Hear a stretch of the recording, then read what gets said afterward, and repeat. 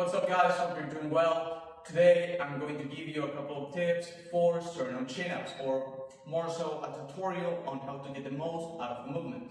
In my opinion, sternum chin-ups are the ultimate back movement, in the sense that it's a combination between a pull-up or a chin-up, whatever grip you're using, a row and a pullover.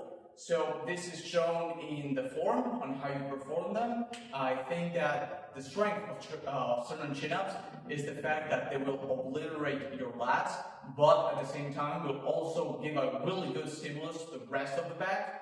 So in that fashion, you're able to get a general stimulus with a slight, lat focus, and you're getting more out of less weight.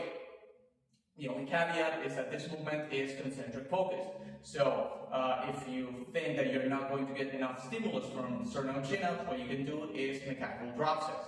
So you can mechanical drop set into chest-to-bar chin-ups and then to regular pull-ups, go straight to regular pull-ups, or if you're really masochistic and strong, you can do sternum chin-ups, drop set into chest-to-bar, drop set into regular, drop set into partials. I know, that's nasty, but it might work for those of you that think that you can't get enough stimulus with concentric focus movements. So the way you perform sternum chin-ups is the following. Basically, what you want to do is sort of a full deadhand. If you want extra lat emphasis, you can have your arms at 120 degrees of shoulder flexion, right, and keep an active, quote-unquote, deadhand. And then from there, you want to start off doing a chin-up, like a regular ass chin-up, or if you're doing a pull-up, a regular ass pull-up.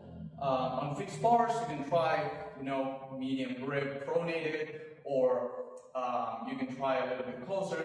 You won't change a thing. But with rings, or if you're using a T-handle, I recommend you keeping a close grip, or either supinated or neutral grip with narrower than shoulder width, basically.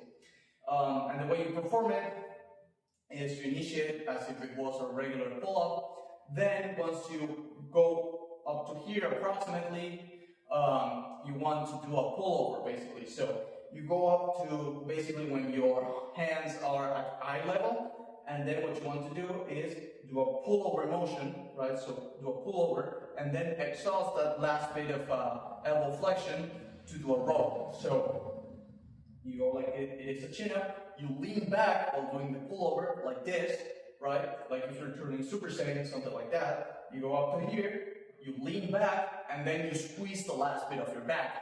So in that fashion, you're going to work basically all of your back muscles with the exception of the erectors. So to give you a demonstration, and by the way, when you do the eccentric, I recommend you controlling it, not slowing it down, because these are already difficult enough. In fact, I recommend you not doing sternum chin-ups unless you can do more than 10 reps of chest-to-bar pull-ups with any grip you want. Once you hit that benchmark, you can move on to sternum chin-ups. And wait a second, motorbike. So with that in mind, what I'm going to tell you to do is to control the eccentric, right? To avoid that rocking motion of using your feet or using your torso itself as to generate momentum, right? And get you to the next rep. I don't want you to do that. I want you to control it on the way down, stretch, and then you don't have to pause, you don't have to do anything fancy because the movement is already a lot more out of less weight.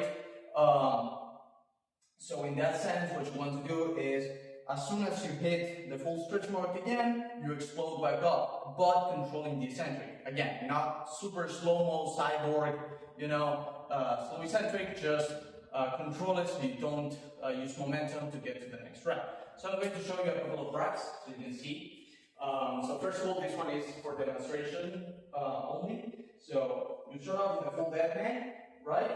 Then you do the chin-up part like this, and then you lean back. So like this, then you lean back, and then at the end you squeeze for a row. So put it all together, should look something like this. The more you lean back, the more difficult the movement's going to be. So to do a couple of reps, so you can see it, basically is this, control the eccentric,